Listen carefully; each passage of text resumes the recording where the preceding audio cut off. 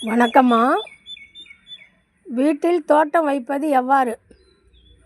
தோட்டம் மீன்ஸு பூமியிலம்மா. தெரு வாசல் இருக்கலாம், தோட்டத்து வாசல் இருக்கலாம், அந்த காலத்து வீடு மாதிரி. இப்போயும் சிலர் வீடு கட்டும்போது தெரு வாசல் தோட்டம் வாசல் வச்சு தான் கட்டுறாங்க. ஒரு சிலர் தான் சிமெண்ட்டை போட்டு அப்படியே பூசிடுறாங்கம்மா. தோட்டம் வைப்பது எவ்வாறு? அதாவது மாடியில் நம்ம 4 விதம் 5 விதம் மண் கலக்கிறோம். மாடிக்கு நம்ம நிறைய டெரஸ் கார்டனுக்கு தோட்டம் வைக்கிறது எப்படின்னு போட்டிருக்கோம். இப்போ நான் பூமியில் சொல்ல போகிறேம்மா. பூமியில் சொல்ல போகிறேன் எப்படிம்மாண்ணா, ஃபஸ்ட்டு டிசைட் பண்ணுங்கள் என்ன செடி வைக்க போகிறீங்க. காய்கறி செடியா, தக்காளி, கத்திரி, மிளகாய் இந்த மாதிரி செடி வைக்கிறீங்களா? அவரைக்கொடி, பீக்கங்கொடி, பாவக்காய் கொடிலாம் வைக்கிறீங்களா, இல்லை பழமரங்கள் வைக்கிறீங்களான்னு டிசைட் பண்ணிவிட்டு மரத்துக்கு எப்படியும் 1 அடி 3/4 அடி பள்ளம் நோண்டணுமா. நீங்கள் மெயினாக பார்க்க வேண்டியது செடி வைக்கிற இடத்துல வெயில் இருக்கா. இது முக்கியமான ட்ரிக்ஸுமா. நீங்கள் எந்த செடி வச்சாலும் வெயில் இருக்கணும். மரத்துக்கு கீழே வைக்கக்கூடாது, வீட்டுக்கு கீழே வைக்கக்கூடாது. வீட்டுக்கு கீழேன்னா நிழல் படுற மாதிரி செவரோடைய வரம்பு, கூரையோட வரம்பு அதை பார்த்துக்கணுமா. நிழல் இல்லாத பார்த்துக்கணும். ட்ரிக்ஸு 1. வெயில் இருக்கணும். ட்ரிக்ஸு 2. ட்ரிக்ஸு 3 பழமரம் வந்தால் 3/4 அடி 1 அடி நோண்டணும் பழமரத்துக்கு. அது சின்ன மரக்கண்ணாக வைக்கிறீங்கன்னா அரை அடி போதும். இப்போ நான் காட்டுற எலுமிச்சங்கன்று இந்த மாதிரி செம்பருத்தி செடி வைக்கிறீங்கன்னா 1/2 அடி போதும். இதை பார்த்துங்க. இப்போ 3 பாயிண்ட்டு சொல்கிறேங்க. 4வது பாயிண்ட்டு, கத்திரி, மிளகாய், தக்காளி இந்த மாதிரி வைக்க போகிறீங்கன்னா ஃபஸ்ட்டு நாற்று விடணும். ஒரு சின்ன இடத்துல அழகாக வட்டம் செஞ்சு அதில் மண்ணை கிளறி அப்படியே விதையை அப்படியே தூவிட்டு ஒரு 1/2 இன்ச்சு இல்லைன்னா 3/4 இன்ச்சு மண்ணை போடுங்க. மேலே போட்டுட்டு தண்ணி தெளிக்கணும். 21 நாள் வரைக்கும் தெளிச்சிட்டு தான் வரணும். நீங்கள் வேகமாக ஊற்றுனீங்கன்னா துளிர் கருகிடும், நமக்கு பலன் இருக்காது. இது பாயிண்ட்டு 4. சரிம்மா, இந்த மாதிரி விதை போட்டு 21 நாள் ஒரு ஜானுக்கு வந்துருச்சு, திரும்ப மாற்றி நடுங்க. அதுக்கு ஒரு நம்ம கட்டை விரல் அளவு பள்ளம் இருந்தால் ஆமாம், கட்டை விரல் ஆள்காட்டி விரல் பள்ளம் இருந்தால் போதும். செடி எடுத்து நடுங்க, தண்ணி இது பண்ணுங்க. நம்ம தோட்டத்தில் வைக்கிறதுக்கு வாரம் ஒரு தடவை நம்ம ஃபெர்டிலைசர் கொடுக்க வேணாம். இது பாயிண்ட் 5. ஏன்னா பூமியிலே எல்லா சத்தும் இருக்கும். பொட்டாசியம், மெக்னீசியம், நைட்ரஜன் எல்லாமே பூமியில் கிடைக்கும். நம்ம ஸ்பெஷலாக அவங்களுக்கு சத்து கொடுக்க வேணாம்.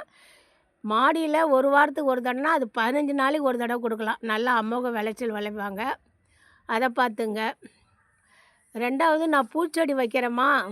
4 பாயிண்ட் சொல்லியிருக்கேன்.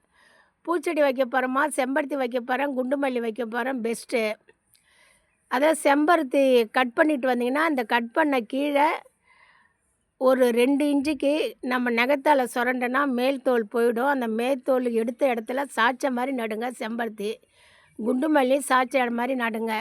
அது ஒரு 15-20 நாளில் உங்களுக்கு கண்டிப்பாக ஒரு துளிர் வரும். அந்த மாதிரி செய்யலாம் தோட்டத்தில். அப்புறம் நீங்கள் கீழே தோட்டத்தில் வச்சிங்கன்னா முக்கியமாக பாதுகாக்கிறது ஆடு மாடு நாய்கிட்ட கூட இருந்து பாதுகாக்கணும்.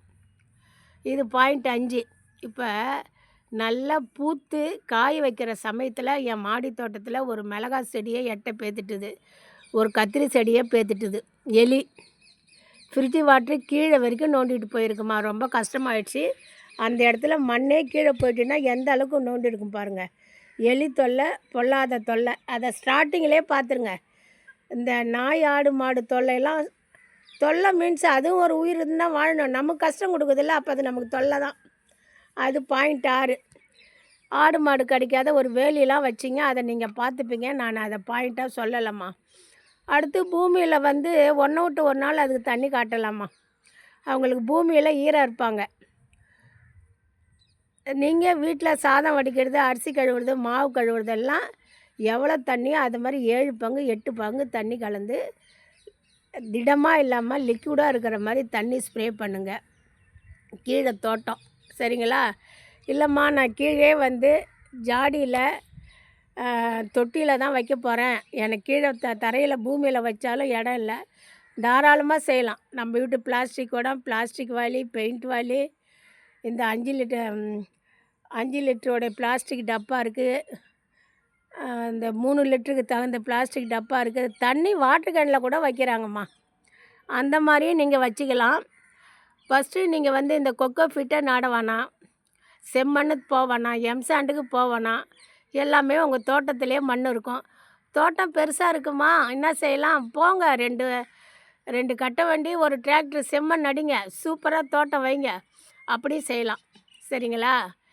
இவ்வளோ இருக்குமா. அப்புறம் வந்து தோட்டம் வச்சிங்கன்னா ஃபஸ்ட்டு உங்களுக்கு அது ஒரு வேலையா, தோட்டம் வைக்கணுமா, விதை போடணுமான்னு அது ஒரு மலப்பாக தெரியும்.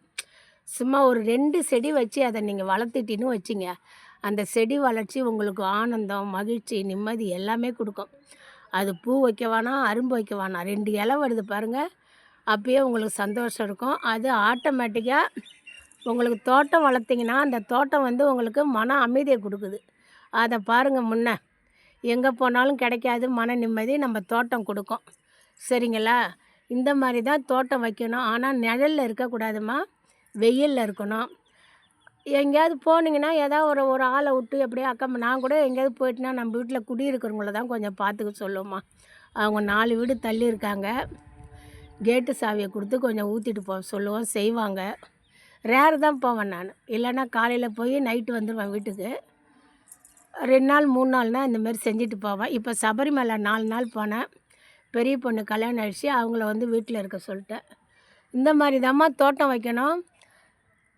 தோட்டம் வைக்கும்போது நல்ல மேல் மண்ணை கொஞ்சம் அழுத்தி மூடுங்க. ஏன்னா நமக்கு ஆக்சிஜன், செடிங்களுக்கு நைட்ரஜன், கொஞ்சம் மேலோட்டமாக மண் இருந்தால் ஆக்சிஜன் போனால் செடி கிளம்பாது, நைட்ரஜன் தான் செடி வரும். அதை நம்ம பார்க்கணும் தோட்டம் வைக்கிறவங்க. சரிங்களா? கொஞ்சம் அழுத்தி விடணும், மேல் காற்று அதுக்கு போகக்கூடாது. அப்படியே வச்சிங்கன்னா அப்படியே ஒரு பார்வை விடுங்க. வதங்குறாங்களா, எப்படி இருக்காங்கன்னு பாருங்கள், ஏன் வதங்குறாங்கன்னு பாருங்கள், தண்ணி இல்லையான்னு பாருங்கள். அப்புறம் ஒரு செடி கேப் வைக்கணும். தோட்டத்தில் இது ரொம்ப மெயின்மா. இது 7வது பாயிண்ட்டு. அதாவது மர வகையை வச்சிங்கன்னா ஒரு செடிக்கு இன்னொரு செடிக்கு 2 அடி கேப் இருக்கணும். ஏன்னா மரங்கள் வைக்கும்போது சின்னதாக இருப்பாங்க, பெருசாக படரும்போது கஷ்டமாக இருக்கும். 2 அடிங்கிறது 3 அடி கூட இருக்கலாம்.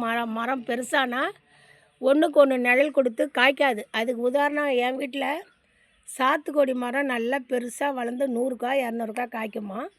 அது கீழே இருந்த எலுமிச்சை மரத்தை வளரவே விடலை. நான் இப்போ என்ன பண்ணேன், 2 மாதத்துக்கு முன்னே சாத்துக்கொடி கிளையவே ஒன்று வெட்டிட்டேம்மா.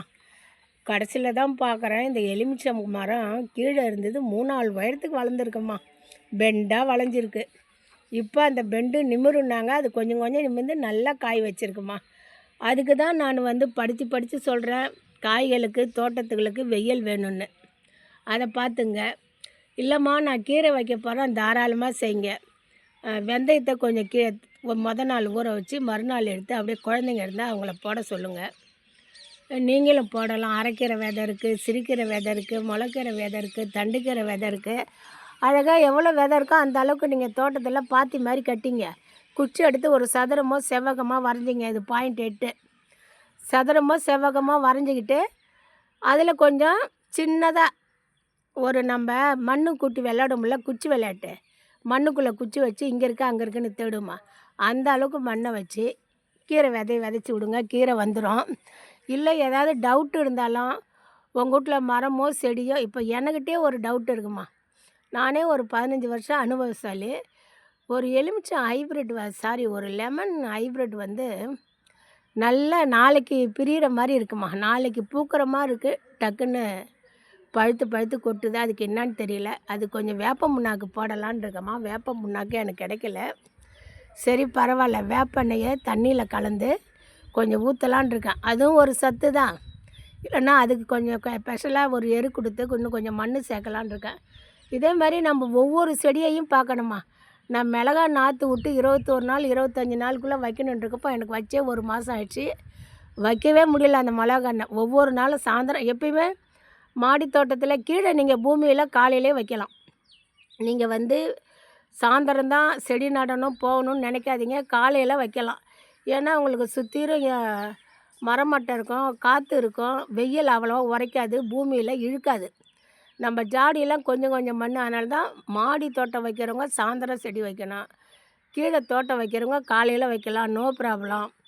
இல்லைம்மா நான் ஜாடி செடி வாங்கிட்டு வந்திருக்கேன், 2-3 செடி வைக்கணுன்னாலும் பூமியில் வச்சாலும் அந்த நர்சரியில் வாங்கிட்டு வர மண்ணில் அந்த கீழே வேரில் இருக்கிற மண்ணை பாதி மண் எடுத்துகிட்டு தான் வைக்கணும். இது பாயிண்ட்டு 9. இந்த மாதிரி தாம்மா தோட்டம் வைக்கணும். பேசாமல் நீங்கள் தோட்டம் இருக்கிறவங்க ஒரு முருங்கை மரம் வைங்க, 2வது ஜாதி மல்லி வைங்க, அடுக்கு மல்லி வைங்க. நம்ம தோட்டம் வந்து எனி டைம் நல்லா இருக்கணும்மா, வாசனை இருக்கணும். மாதுளம் வைங்க, எலுமிச்சை வைங்க. கொய்யா ரொம்ப ரொம்ப நெசசிட்டிம்மா. நம்மளால் முடியல, சமைக்க முடியல, நோ ப்ராப்ளம். 2 கொய்யா பழத்தை பறித்து சாப்பிட்டுட்டு ஒரு வேலையை ஓட்டலாமா. ஒரு வேலைக்கு தகுந்தான அனைத்து சத்தும், நம்ம ஹெல்த்துக்கு தேவையான சத்து அந்த கொய்யா பழத்தில் இருக்குது. சரிங்களா? அந்த மாதிரி பாருங்கள். அந்த மாதிரி செய்யுங்க. இப்படி தாம்மா தோட்டம் வைக்கணும். எதுவுமே கொஞ்சம் மெனக்கிட்டிங்கன்னா உங்களுக்கு நல்ல பலன்மா. மனசார சொல்கிறேன், கொஞ்சம் தான் நம்ம மெனக்கிடணும். மண்ணில் நம்ம கைப்படணும், அதுக்கு தண்ணி ஊற்றணும், அதை குழந்தைங்க மாரி பாதுகாக்கணும். இப்படி தாம்மா தோட்டம் வைக்கணும். தோட்டம் வச்சு பயன்பெறுக. என்னுடைய சேனல் வந்து அம்மு தோட்டம் சேனல். நீங்கள் எங்கேருந்து பார்க்குறீங்க? ஆனால் பார்க்குறீங்க, சப்ஸ்கிரைபர்ஸ் எனக்கு நிறையா இருக்காங்க. ஆனால் கமெண்ட்டே வரமாட்டுதும்மா. நீங்கள் கமெண்ட்டு கொடுத்தீங்கன்னா எனக்கு வந்து அது ஒரு டானிக் மாதிரி, ஒரு சிறப்பான ஊட்டச்சத்து சாப்பிட்ட மாதிரி மனசு கொஞ்சம் சந்தோஷமாக இருக்கும். ஆனால் கமெண்ட் பண்ண மாட்றாங்க. பரவாயில்ல, நம்ம சப்ஸ்கிரைபர்ஸ்லாம் நல்லா இருக்கணும். எல்லோரும் நல்லா வாழ்க வளமுடன். அம்மு தோட்டம் என்னுடைய சேனலு. எல்லா செடி வைக்கிறதுக்கும் மரம் வைக்கிறதுக்கும் டெமோ போட்டிருக்கேன். தோட்டத்தில் வைக்கிறது கூட எப்படின்னு அரளி செடி வச்சு டெமோ போட்டிருக்கேன். பாருங்கள். தேங்க்யூம்மா. சப்ஸ்கிரைப் பண்ணுங்கள், கமெண்ட் பண்ணுங்கள். நன்றிம்மா.